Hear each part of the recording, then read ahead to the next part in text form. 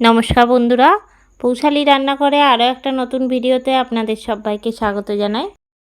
আমার আজকের রেসিপি ঢ্যাঁড়সের ঝাল। এই সময় বাজারে প্রচুর পরিমাণে ঢ্যাঁড়স পাওয়া যায়, আর গরমকালে কিন্তু ঢ্যাঁড়স খেতেও খুব ভালো লাগে। আর আজ আমি তৈরি করেছি ঢ্যাঁড়সের ঝাল। তো বাড়িতে ঢ্যাঁড়সের ঝালটা কিন্তু আমরা এইরকমভাবেই তৈরি করি, আর খুবই সুন্দর খেতে লাগে। তাই আমি আপনাদের সঙ্গে শেয়ার করছি। দেখে নিন আজকের রেসিপিটা, অবশ্যই আমাকে কমেন্ট করে জানাবেন। আজকে আমি তৈরি করব ঢ্যাঁড়সের ঝাল। তার জন্য একদম কচি কচি ঢ্যাঁড়স নিয়ে নিয়েছি। এই ঢ্যাঁড়সের ঝাল কিন্তু খেতে খুবই সুন্দর লাগে, প্রায় সময়ই আমাদের বাড়িতে হয়ে থাকে। তো সেই জন্য আপনাদের সঙ্গে আজ শেয়ার করছি রান্নাটা। তো প্রথমে কেটে নিচ্ছি দুপাশটায়। আর যেহেতু ঢ্যাঁড়সের সাইজটা এরকম ছোটো ছোটো, তার জন্য আমি আর দু টুকরো করলাম না, এরকম বড় বড়ই রাখবো। আর যে ঢ্যাঁড়সটা বড় সেটা কিন্তু দু টুকরো করে নেব। এটা আমি মাঝ বরাবর কেটে নিলাম। তো এরকম করে প্রত্যেকটা ঢ্যাঁড়সই কেটে নিচ্ছি।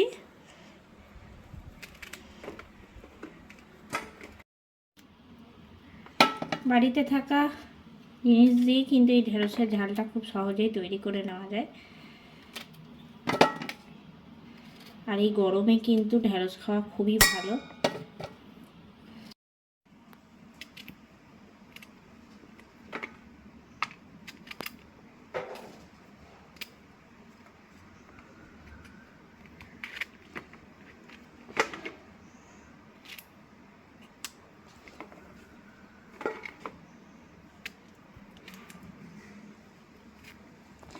ঢ্যাঁড়সটা কাটার আগে কিন্তু ভালো করে ধুয়ে নিয়েছি।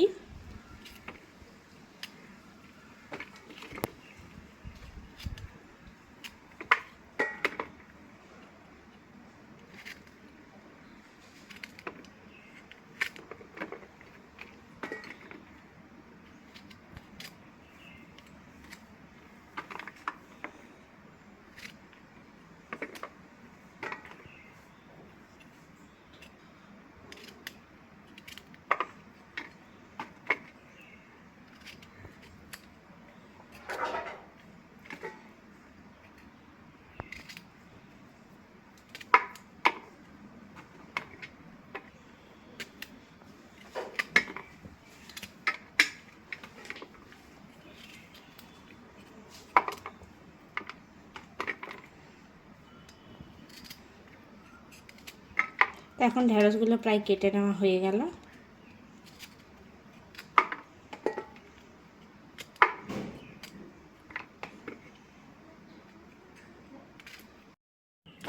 এখন আমার সব ঢ্যাঁড়সগুলো কেটে নেওয়া হয়ে গেল। কড়াই চাপিয়ে নিয়েছি। কড়াই সবার প্রথমে দিয়ে দিচ্ছি সর্ষের তেল।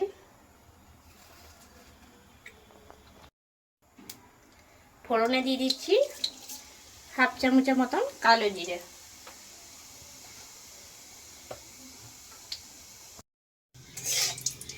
তেলটা এখন খুব ভালো মতন গরম হয়ে গেছে। দিয়ে দিচ্ছি কেটে রাখা ঢ্যাঁড়সগুলো।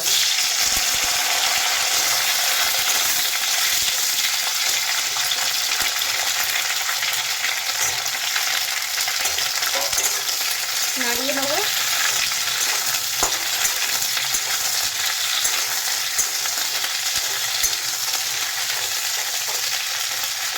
এবার নিয়ে নিচ্ছি একটা মিক্সিং জার।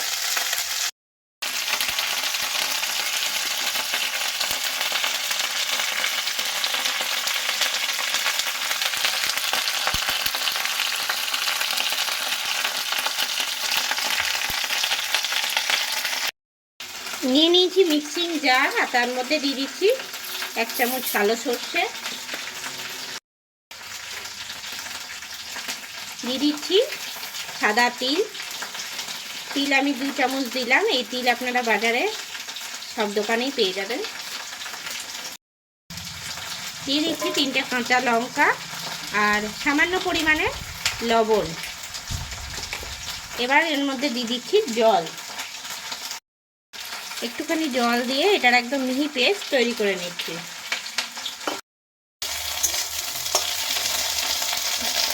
ঢেঁড়সটা এখন বেশ কিছুক্ষণ ধরে নাড়াচাড়া করতে করতে ভাজা ভাজা করে নিয়েছি। দিয়ে দিচ্ছি লবণ,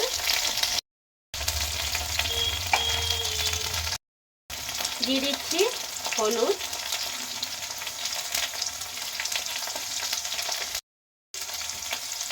দিয়ে দিচ্ছি 1 চামচ লঙ্কার গুঁড়ো। নাড়াচাড়া করে নেব।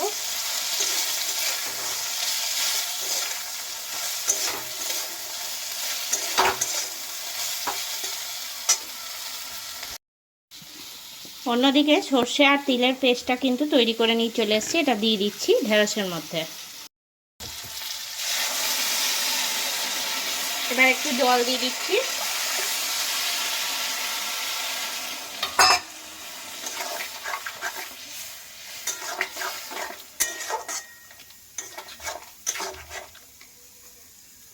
আর একটু জল দিয়ে দিচ্ছি।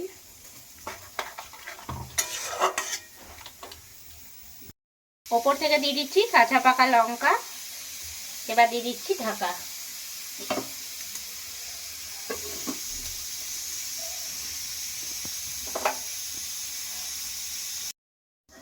আবার আমি 10 মিনিট পরে ফিরে চলে এসেছি আর ঢাকনাটা খুলে নিলাম।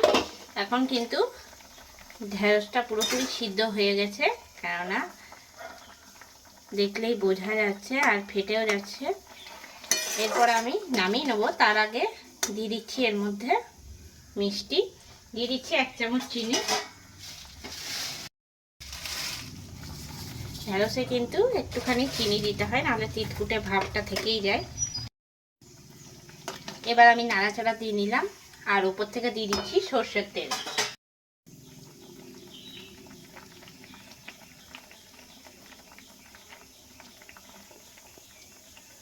এবার আমি নামিয়ে নেব।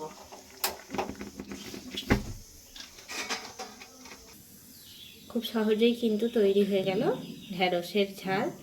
তা আপনারাও বাড়িতে কিন্তু এইরকমভাবে একবার বানিয়ে দেখবেন, খুবই ভালো লাগবে।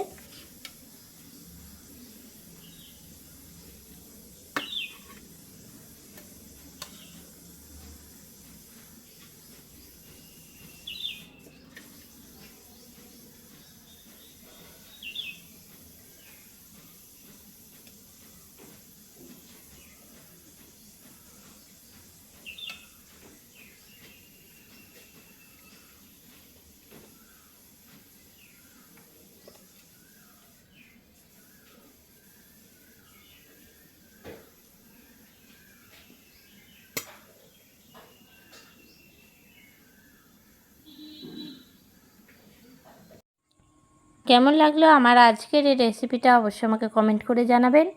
আজকের এই রেসিপিটা ভালো লেগে থাকলে লাইক করবেন, শেয়ার করবেন। এই চ্যানেলের নতুন বন্ধু হয়ে থাকলে চ্যানেলটা অবশ্যই সাবস্ক্রাইব করে দেবেন। পাশে থাকা বেল আইকনটা প্রেস করে রাখবেন সবার আগে নোটিফিকেশন পাওয়ার জন্য।